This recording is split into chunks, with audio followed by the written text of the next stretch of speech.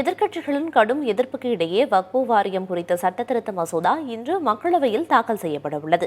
இதன் பின்னணி குறித்தும் வலுத்து வரும் எதிர்ப்புகள் பற்றியும் பார்க்கலாம்.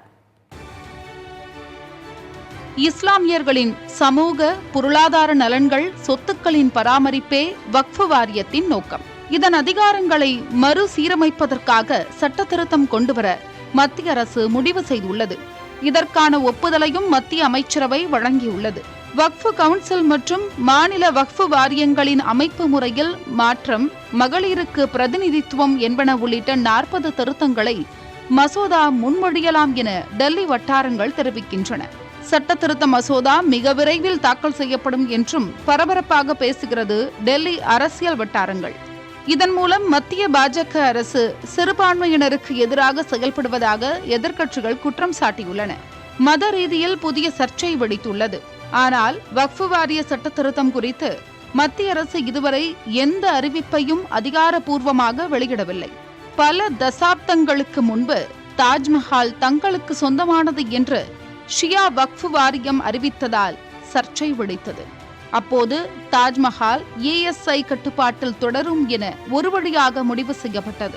ஆனால் வக்ஃபு வாரிய சட்டத்தில் திருத்தங்கள் தேவை என்கிற கோரிக்கை வலுத்தது. தமிழ்நாட்டில் வேலூர் அருகே திருச்செந்துறை என்ற ஒரு கிராமமே வக்ஃபு வாரியத்திற்கு சொந்தமானது என சர்ச்சை நிலவுகிறது. ராஜஸ்தானிலும் டெல்லி உள்ளிட்ட பல்வேறு பகுதிகளிலும் இதே போன்ற சர்ச்சைகள் தொடர்கின்றன. 1954 இயற்றப்பட்ட வக்ஃபு சட்டத்தின்படி ஒரு சொத்து வக்ஃபு வாரியத்தின் கீழ் சென்றுவிட்டால் அந்த சொத்தின் உரிமை குறித்த விவகாரங்களை வக்ஃபு வாரிய தீர்ப்பாயத்தில்தான் முறையிட முடியும். நீதிமன்றத்தில் முறையிட முடியாது. இந்நிலையை மாற்றி வக்ஃபு வாரிய சொத்துக்களை மாவட்ட ஆட்சியரிடம் பதிவு செய்ய வேண்டுமென சட்டத்திருத்தம் கொண்டுவரப்பட உள்ளதாக தெரிகிறது. பல்வேறு மாநிலங்களில் வக்ஃபு சொத்துக்கள் தொடர்பான சச்சரவுகள் நிலவுவதே இதற்கு காரணம் என்கிறார்கள். சட்ட திருத்தத்திற்கு பிறகு இப்படியான சச்சரவுகள் நேரிட்டால் குறிப்பிட்ட சொத்துக்கள் வக்ஃபு வாரியத்திற்கு சொந்தமானதா இல்லையா என்பதை அரசின் ஆவணங்கள் மூலம் உறுதிப்படுத்தலாம். நன்கொடையாக அளிக்கப்படும் நிலங்களை மத்திய வக்ஃபு தலைமை அமைப்பு மற்றும் பல்வேறு மாநிலங்களில் செயல்படும் 30 வக்ஃபு வாரியங்கள் நிர்வகிக்கின்றன.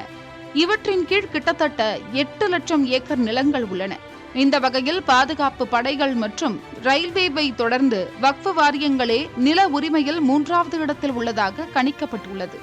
வக்ஃபு வாரியத்திடம் உள்ள நிலங்களை விற்க முடியாது.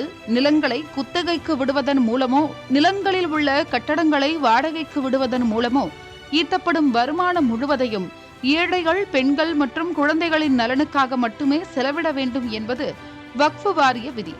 ஆனால் இந்த வருமானத்தில் ஏழைகளோ, பெண்களோ, குழந்தைகளோ பயனடையவில்லை என ஒருபுறம் குற்றச்சாட்டுகளும் நிலவுகின்றன. இதன் காரணமாகவே வக்ஃபு வாரியத்தில் மகளிரையும் உறுப்பினர்களாக சேர்க்கும் விதமான சட்டத்திருத்தம் அமல்படுத்தப்படும் என மத்திய அரசு அதிகாரிகள் மூலம் தெரிய வருகிறது. மேலும் வக்ஃபு வாரிய நிலங்கள் குறித்த சச்சரவுகளை நீதிமன்றம் மூலம் தீர்த்து வைப்பதற்கான அம்சங்களும் சட்டத்திருத்தத்தில் இடம்பெறும் என எதிர்பார்க்கப்படுகிறது. வக்ஃபு வாரிய நிலங்கள் தொடர்பான சட்டமன்ற விதிகளில் போதிய தெளிவு தேவை என்று கருதப்படுவதால் இதுபோன்ற 40 திருத்தங்கள் கொண்டுவரப்பட உள்ளதாகவும் அதிகாரிகள் தரப்பில் அறிய வருகிறது. மேலும் சட்டத்தின் பெயரிலும் மாற்றம் கொண்டுவரப்படலாம் என்றும் எதிர்பார்க்கப்படுகிறது. புதிய தலைமுறைக்காக புதுடெல்லியிலிருந்து கணபதி சுப்பிரமணியம்.